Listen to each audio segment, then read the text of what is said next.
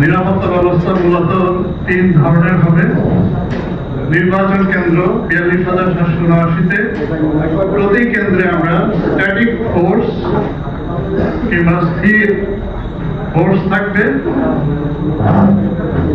প্রহরা পরিচালনার জন্য।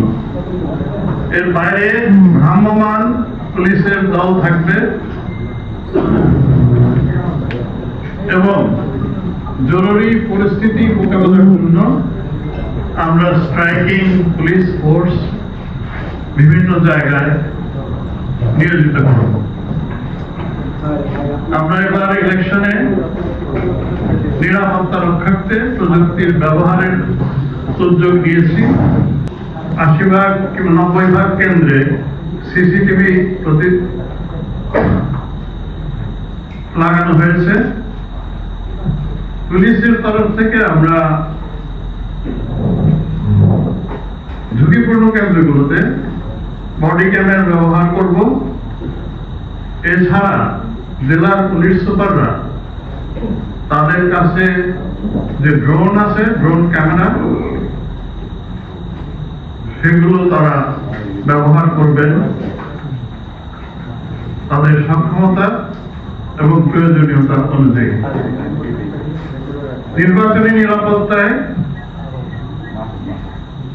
নিয়োজিত পুলিশের সংখ্যা হবে ১,৫৭,৮০৫।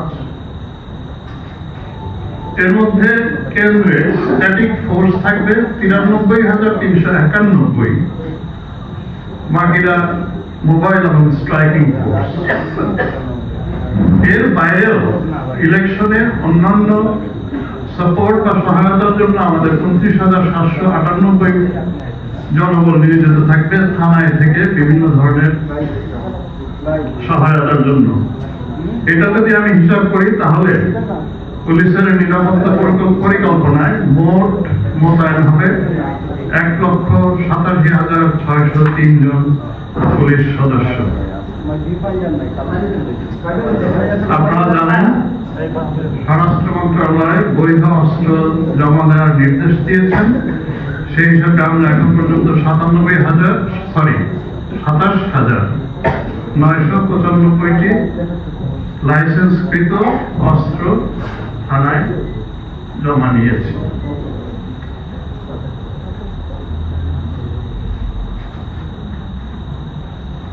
এই নির্বাচনে নিরাপত্তা রক্ষায় পুলিশ ছাড়াও আমাদের সশস্ত্র বাহিনী, বিজিবি এবং সর্বোপরি আনসার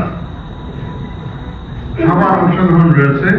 সবচাইতে বড় সংখ্যায় নির্বাচনে নিরাপত্তায় নিয়োজিত বাহিনী হচ্ছে আনসার। তাদের সংখ্যা প্রায় ৬ লক্ষ।